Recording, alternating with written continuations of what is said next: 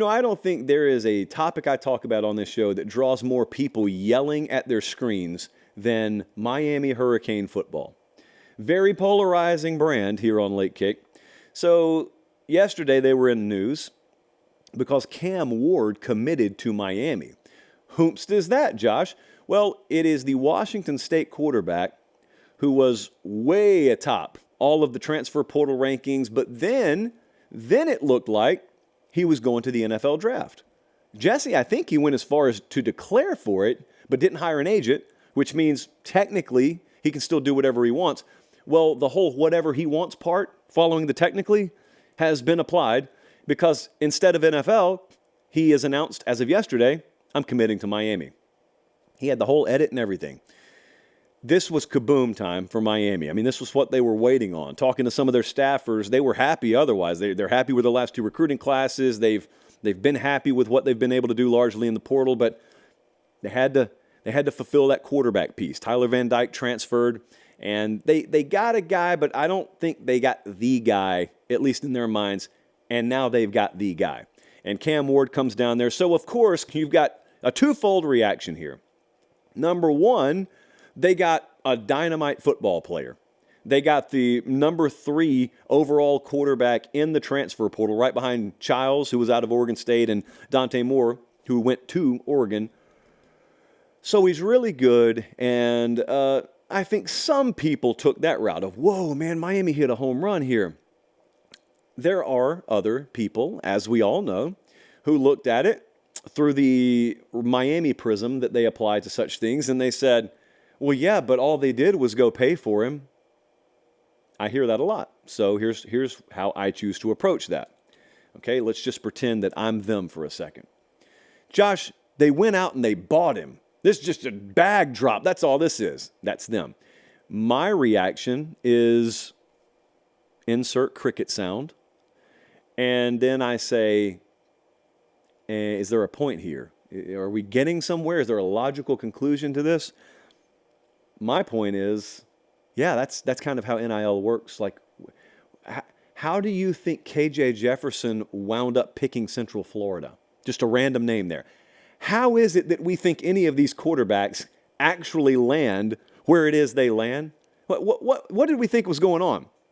I've noticed, at least in the talent acquisition department, whether it's recruiting or the portal, there's a little bit different standard that's applied to Miami just because a lot of folks hate them. That's okay. That's okay. Candidly, might I tell you something? Candidly, as a youth of the SEC, I was raised to hate Miami too, right? I was raised around folks who kind of said, the Miami way of doing things, nah, man, that's not, Don't want you thinking that is college football. I get it, man. I know that they're hated across the country for various reasons. I'm not even telling you not to hate them. I mean, we got room for love and hate on this show. All I'm asking you is, if Lane Kiffin pulls it off, or if Kirby Smart pulls it off, whoever pulls it off, and then Mario does the same thing, can we just apply a broadly acceptable equal standard here? That's all I'm asking. You can go back to hating them in 2 seconds. But bottom line is, they had need at the quarterback position. There are things the sport allows you to do right now, including things that don't get policed, therefore everyone does them, whether they're technically right or wrong. And they did them. That's it. That's all. So the other part of this is no one's mind got changed, as far as I can tell. I've got a group text of, I ought to call it the Kane Hate Group, because it's a bunch of Florida State fans, because believe it or not, they still roll with me. I've got Florida fans in there, and there's a couple of Clemson fans. So the Kane Hater text message thread, and me, was full of people who, whether they hated it or just didn't like it, none of them liked it, but whether they flat out hated it or didn't like it, no one changed their mind. And you know what? Even the totally agnostic crowd out there, like a Colorado fan or a Montana fan, looked at it, and whether you thought highly of Miami's future or you don't think anything of Miami's future, nobody changed their mind. So I know what we're headed towards. We're headed towards a season where I am going to be told it is do or die time for Mario. Got no problem with that. Fine. I'm going to be told by certain people that this is the year Miami wins double-digit games. And their opinion was only bolstered by Cam Ward going down there. And then I've got another group, and I would argue this group's way bigger than the first group. And that group is, oh, these dudes recruit, but they can't coach their way out of a wet paper bag. They'll go 7-5, 8-4 at best. They'll get fired. And nothing about that opinion changed. They already held that opinion yesterday morning. And then they saw this and they said, who cares? They've always gotten players. So, I'll give you my prediction in like 5 months or so. I do want to remind you of something. We are entering a new era of college football. We are entering the expanded playoff era. And I just want to remind you, as much as I don't like it, we're here. I had a Tennessee fan walk up to me at the gym today and was asking me about Tennessee. I feel the same way about Tennessee as I do about Miami and, frankly, a lot of these teams.